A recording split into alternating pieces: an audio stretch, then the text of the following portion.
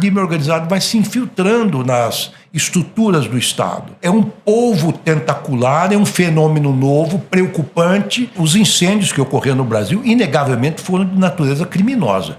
Não é possível o país inteiro pegar fogo de uma vez só. Oi, eu sou Márcio Gomes e este é mais um episódio do EsferaCast. Nosso entrevistado de hoje é o ministro da Justiça e Segurança Pública, Ricardo Lewandowski. Depois de anos no Supremo Tribunal Federal, o senhor aceitou esse convite para assumir esse ministério. Qual é a sua intenção frente ao Ministério da Segurança Pública e da Justiça, ministro? Bem, e realmente a segurança pública é hoje, como disse no painel agora que eu acabei de participar, o grande problema, a meu ver, do Brasil e do mundo também. Inclusive com as reuniões que tive agora com várias autoridades italianas, o fenômeno das organizações criminosas hoje é um fenômeno mundial. Como elas se conectam? Como elas se conectam, como elas estão organizadas e muitas vezes mais organizadas que o próprio Estado. Então, sempre um passo avante do Estado, como me disse o procurador-geral antimáfia. Isto é muito preocupante e, portanto, é preciso repensar o combate à criminalidade e repensar a segurança pública no nosso país. Trazendo isso aos poucos, então. Primeiro, falando de Brasil. Recentemente tivemos as eleições municipais e eleições municipais, onde a segurança pública nem é uma responsabilidade direta de prefeitos. Mas essa é a preocupação número um, talvez, da população brasileira e incentivou o voto nessa eleição. Eu pergunto como o senhor está trabalhando no Ministério da Justiça para fazer essa coordenação entre estados, municípios, fazer com que haja realmente uma preocupação global com segurança e não só dos estados, Polícia Militar, Polícia Civil. Nós temos hoje cerca de 10 forças policiais. Nós temos só na área da União a Polícia Federal, a Polícia Rodoviária Federal, a Polícia Penal Federal e a Força Nacional, que é uma força composta por policiais militares dos distintos estados que intervêm nas situações de emergência e pontualmente. Pois nós temos as polícias científicas, nós temos a Polícia Civil nos estados, a Polícia Militar, a Polícia também prisional nos estados, a Polícia Científica nos estados e, finalmente, nós temos a Guarda Municipal. São cerca de 10 polícias que trabalham independentemente.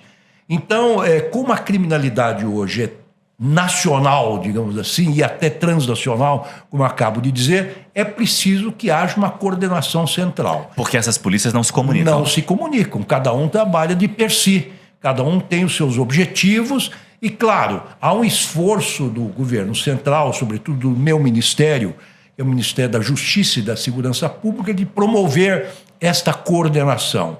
Mas como é que você faz isso? Você faz isso basicamente através do Fundo Nacional de Segurança Pública. Você comprando viaturas, armamentos, coletes à prova de bala, radares, enfim, os equipamentos de segurança. Então, de certa maneira, você consegue a coordenação, a cooperação, quase que cooptando, digamos assim, as forças locais. Então, é preciso que essa cooperação seja, de alguma forma, compulsória. É claro que, guardada a autonomia dos estados e dos municípios, é preciso que alguém dê, do ponto de vista do centro do país, do governo central, uma palavra de ordem que possa fazer com que todos marchem para o mesmo sentido. Então, há um comando central, há um fundo único que não é contingenciável, que irriga todo o sistema. Assim também na educação. Existem as diretrizes e bases da educação, que é a União que estabelece, sem nenhum estresse para os demais entes federados. Isso é preciso que ocorra na segurança pública. Mas o senhor frisa tanto o fundo porque estados que, digamos, não concordarem em participar não receberiam o fundo? Não, exatamente, eles ou não querem, às vezes, por exemplo, as verbas destinadas ao Estado de São Paulo, tendo em conta o orçamento do Estado, não são interessantes para o Estado. Quer dizer, do ponto de vista global, é um percentual muito pequeno, tendo em conta as obrigações que eles assumiriam, inclusive perante os órgãos de fiscalização, como o TCU, por exemplo, Tribunal de Contas.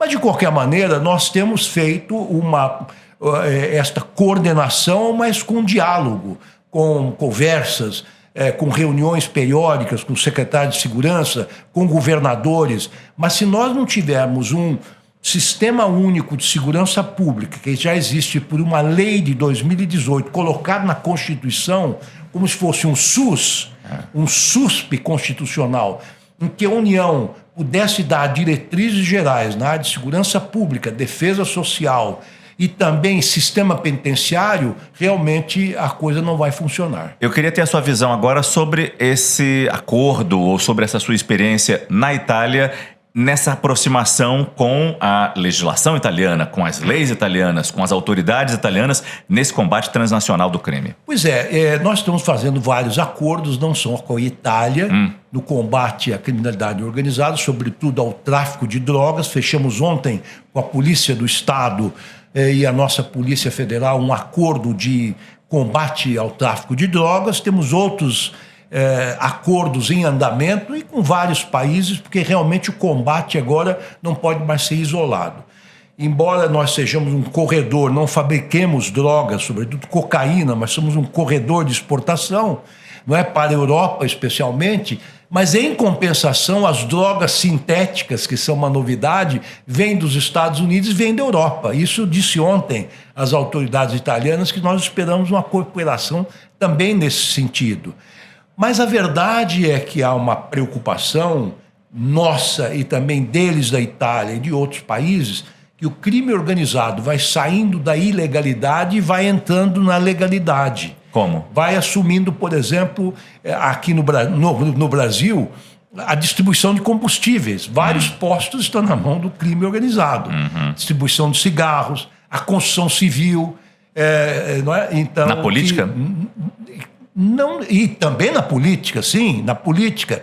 Esta foi uma grande preocupação nessas eleições, porque o crime organizado preparou candidatos a vereadores e a prefeitos em grande parte do país. E a triagem para separar o joio do trigo, para evitar que o crime organizado pudesse disputar eleições, foi muito acirrado. Essa triagem foi muito complexa, porque precisou contar obviamente, com a Justiça Eleitoral, com a Polícia Federal, escrutinar com muito cuidado os antecedentes, as ligações dessas pessoas, os contatos que elas tinham com as redes sociais. Impedimos muito, mas não pudemos evitar. Este é um fenômeno, além desta transição da ilegalidade para a legalidade, uma espécie de uma captura do Estado. Essa é uma preocupação também na Itália. E pouco a pouco o crime organizado vai se infiltrando nas estruturas do Estado. Então é um povo tentacular, é um fenômeno novo, preocupante. Eu disse na minha fala agora, talvez seja um fenômeno tão preocupante como as guerras regionais, como o aquecimento climático. Não é? É algo que tem que ser combatido globalmente, não pode mais ser combatido nacionalmente ou em nosso país, que é um país federal, do ponto de vista do Estado. Há exemplos práticos nesse seu contato com a Itália, por exemplo, mais específico? Há exemplos práticos do que o senhor viu aqui, ouviu aqui, e impressionaram o senhor? Sim, mas é que a Itália tem um fator que lhe traz uma grande vantagem. É um Estado unitário. Então, ela pode comandar as diversas polícias de forma compulsória.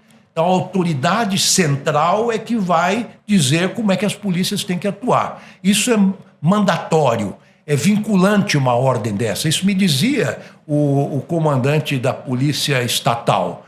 Ele diz, olha, aqui não tem conversa, nós estabelecemos, então, uma diretriz e todos obedecem. Inclusive no que diz respeito à troca de informações obrigatórias, detalhadas.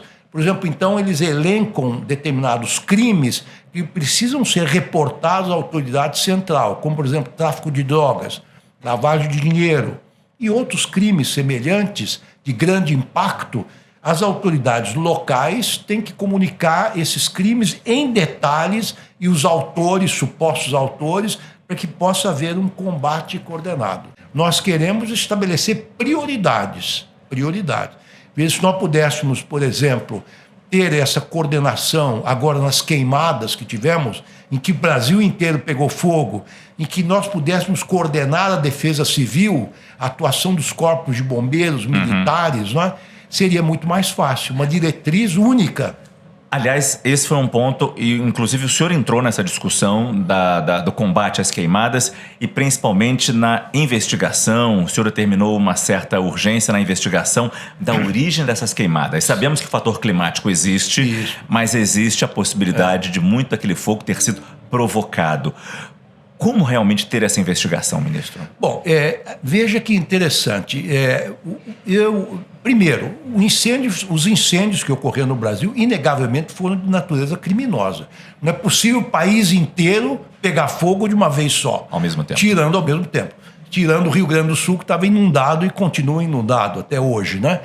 Então, esses incêndios que apareceram com focos diferentes, inclusive na Amazônia, na floresta amazônica, que é uma floresta úmida, no meio, de repente, da Amazônia, aparece um fogo. É claro que esse fogo foi artificialmente, criminosamente ateado, né, às matas. Bem, o que acontece? É claro que isso se transforma, nessa escala, num crime federal. Ministro, chegamos naquele momento que falta 1 minuto para o fim da nossa entrevista, da nossa conversa, e agora, neste cronômetro aqui, o senhor terá 1 minuto para responder 5 perguntas. 5 perguntas básicas que estamos fazendo para todos os entrevistados. Qual característica sua te fez chegar onde você está hoje profissionalmente?